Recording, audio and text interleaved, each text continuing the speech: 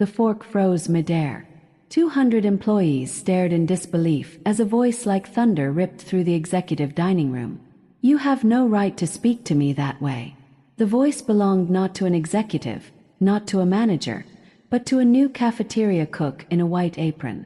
Her name was Kesha Washington, 32 years old, barely 2 weeks into the job, and in front of the most powerful man in the company, she had done what no one else dared.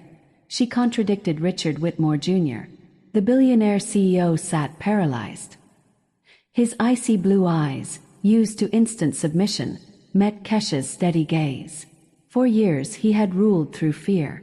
Assistants were humiliated over coffee, managers fired in public for trivial errors, whole departments kept trembling at his moods. No one ever defied him. Till now. "How dare you?" he hissed, his voice trembling with indignation.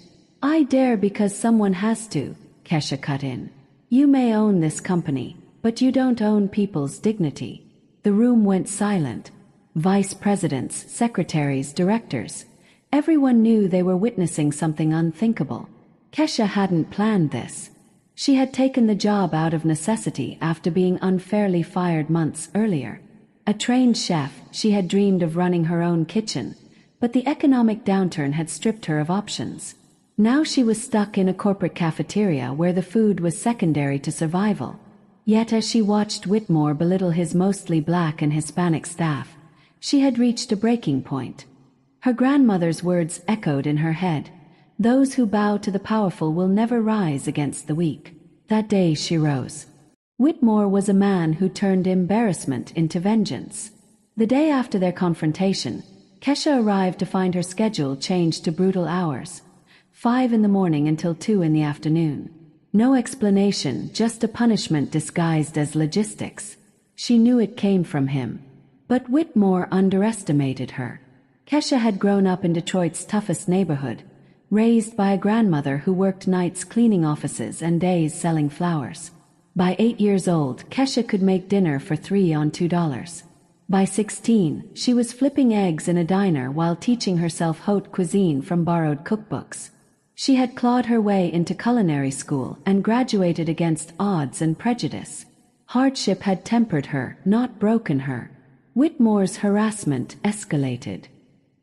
He prowled the cafeteria during peak hours, nitpicking every detail. Coffee too hot, salt too much, trays misaligned. Always loud enough to humiliate her, always sharp enough to sting. He never said racist slurs outright, but the message was clear: she didn't belong.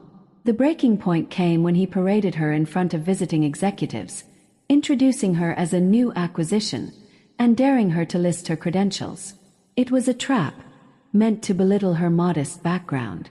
Instead, Kesha looked him dead in the eye. "My experience is turning limited ingredients into meals that give working people dignity," she said. "A skill I've practiced my whole life." One of the visitors smirked, impressed. Whitmore's jaw tightened. Once again, she had slipped through his snare. But Whitmore didn't know her secret. Kesha had once worked alongside an investigative chef who exposed corrupt restaurants. She knew how to spot violations, document evidence, and build airtight cases. And she was about to turn his cruelty into his undoing. He started small.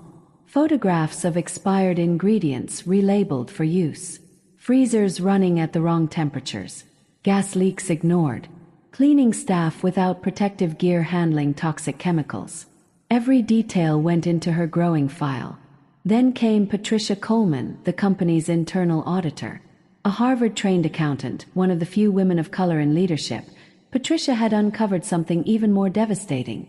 Whitmore was siphoning millions through fake cafeteria contracts. 40% of the expenses don't exist, Patricia whispered over coffee. It's fraud. Kesha knew then that this wasn't just about dignity. It was about justice. The final piece came when she recorded Whitmore himself.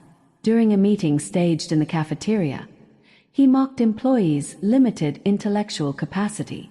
For 25 minutes, her hidden phone captured racism, arrogance, and executives laughing in agreement. It was dynamite. And Whitmore, oblivious, handed her the perfect stage. He was nominated for Ethical CEO of the Year, a televised award ceremony he planned to use as his crowning glory.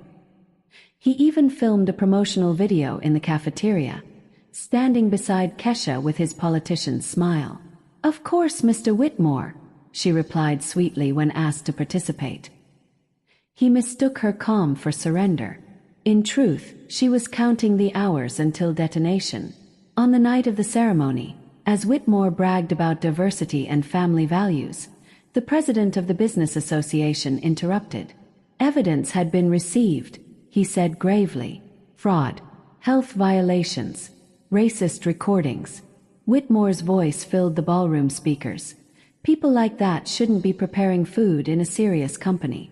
The giant screens behind him flashed photographs of rotting food, falsified invoices, workers handling chemicals without gloves. He tried to explain, to shout conspiracy, but the crowd recoiled. Executives turned away. Cameras caught every bead of sweat, every tremor in his voice. "Richard Whitmore Jr., the president announced, "you are disqualified, and this evidence will be forwarded to federal prosecutors." The audience erupted. Reporters stormed forward. Whitmore stumbled off stage in disgrace, shouting, "Who did this to me?" And far away, in a modest apartment, Kesha watched live, her grandmother's words echoing again. "Those who sow humiliation will reap a storm." The fallout was swift and merciless. Federal charges of fraud, tax evasion, and discrimination. Class action lawsuits from shareholders.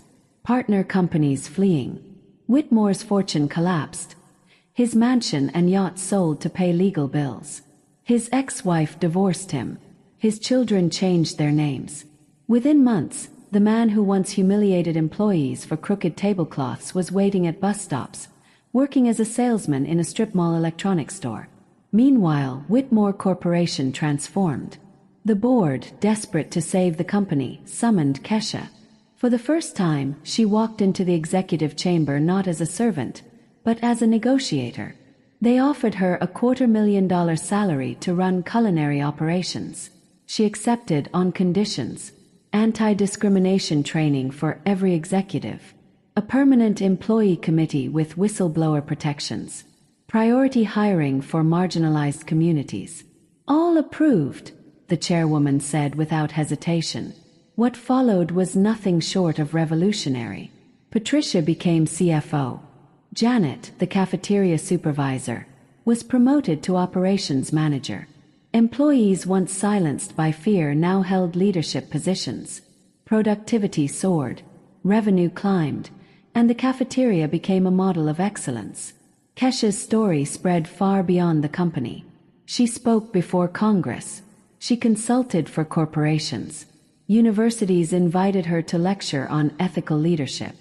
Millions watched her speeches online, quoting her most powerful line: "We don't have to accept disrespect to keep our jobs. We must create jobs that respect who we are." 1 year later, she sat in her new office, the same cafeteria where it all began.